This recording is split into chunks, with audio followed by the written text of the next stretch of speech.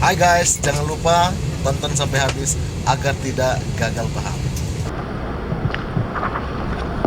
Baik Yang Mulia, seperti yang sudah kami sampaikan tadi, kami akan membacakan pokok-pokoknya saja. Yang tidak dibacakan mohon dianggap dibacakan. Silakan Pak. Diupayakan nanti kita jam 8 sudah harus selesai ya. Silakan. Bismillahirrahmanirrahim. Assalamualaikum warahmatullahi wabarakatuh. Salam.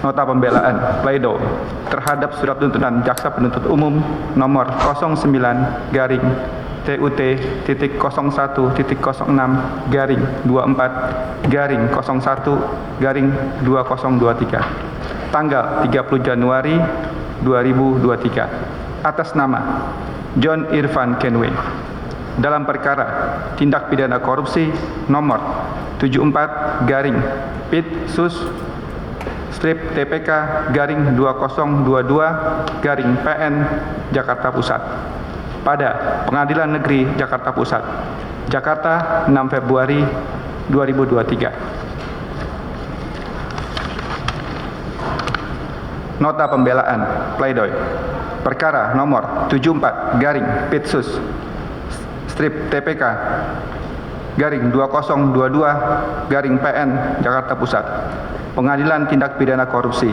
pada Pengadilan Negeri Jakarta Pusat untuk dan atas nama terdakwa, nama lengkap John Irfan Kenway, tempat tanggal lahir Bandung 2 September 1971, umur 51 tahun, kebangsaan Indonesia, agama Islam, pendidikan S2, pekerjaan swasta dalam kurung Direktur Utama PT Diratama Jaya Mandiri, tempat tinggal apartemen Dalavande Residence Unit B garing 29 garing 05 RT 007 RW 001 Kelurahan Menteng Dalam Kecamatan Tebet Jakarta Selatan. Bab 1 pendahuluan. Majelis Hakim yang kami muliakan, jaksa penuntut umum yang kami hormati, dan para pengunjung sidang yang kami hormati.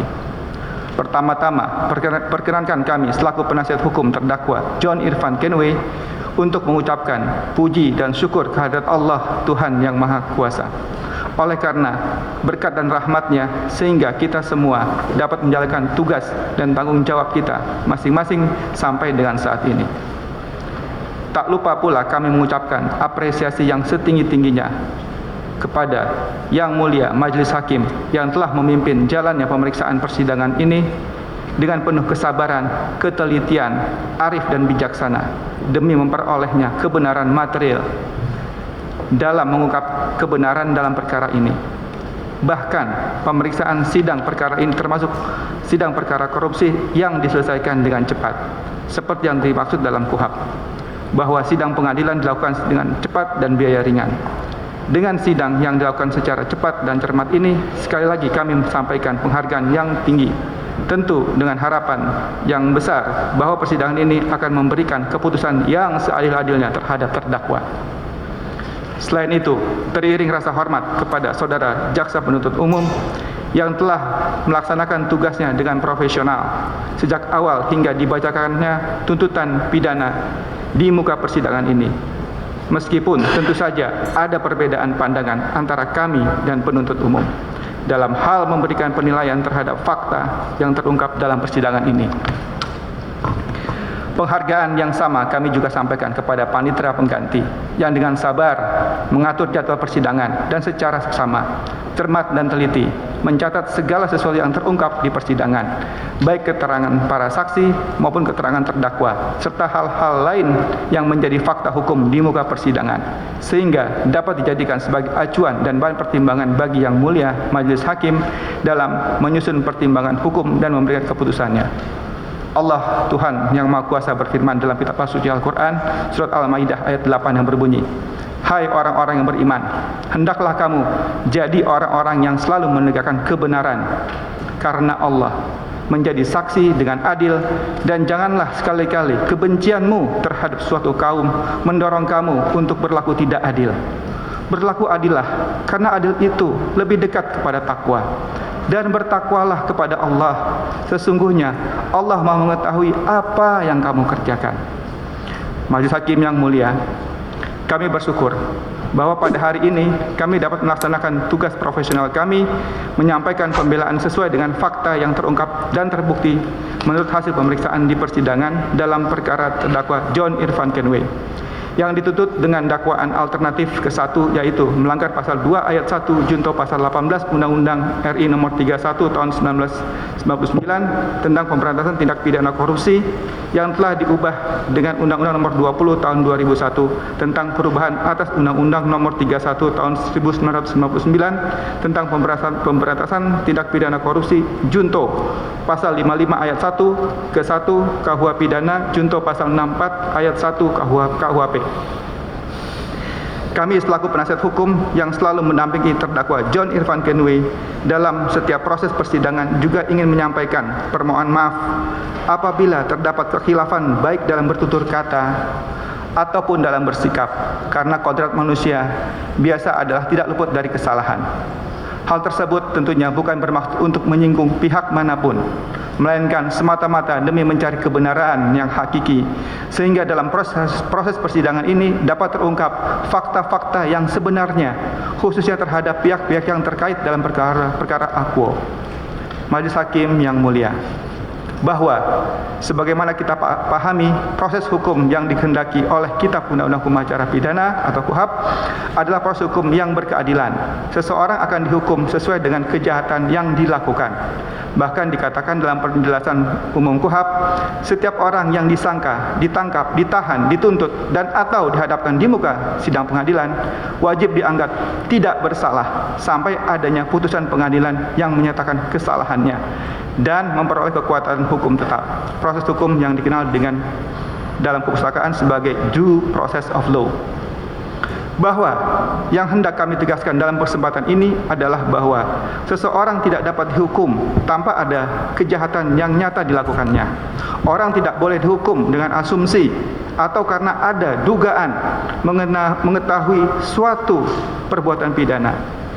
Ketika seseorang dihukum karena asumsi yang bersumber dari pengakuan seseorang untuk melepaskan diri atau agar terlepas dari hukuman tanpa bukti yang cukup, maka pada hakikatnya kita telah menggunakan hukum bukan mencari kebenaran dan keadilan. Selain itu, menurut hemat kami, yang harus juga menjadi perhatian bahwa suatu proses hukum tidak boleh melanggar hak warga negara, sehingga proses hukum harus dilakukan sesuai dengan prosedur yang benar dan prosedur yang adil, sebab hasil dari prosedur yang benar dan adil itu akan melahirkan keadilan. Di dalam melakukan pemeriksaan perkara tindak pidana korupsi sebagaimana ditentukan pasal 26 Undang-Undang Tipikor, bahwa penyelidikan, penuntutan dan pemeriksaan di sidang pengadilan terhadap tindak pidana korupsi dilakukan berdasarkan hukum acara pidana yang berlaku kecuali ditentukan lain di dalam undang-undang ini.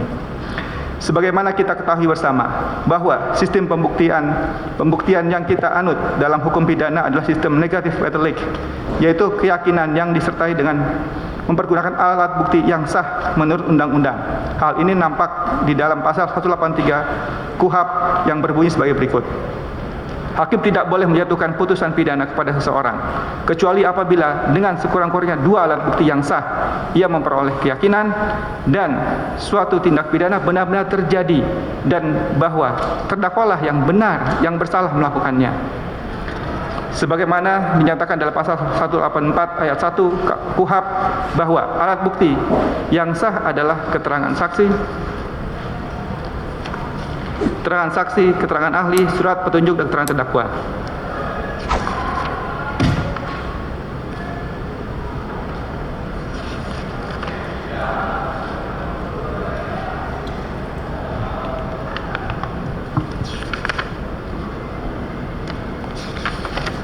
Kita skip sebentar, Pak Hakim.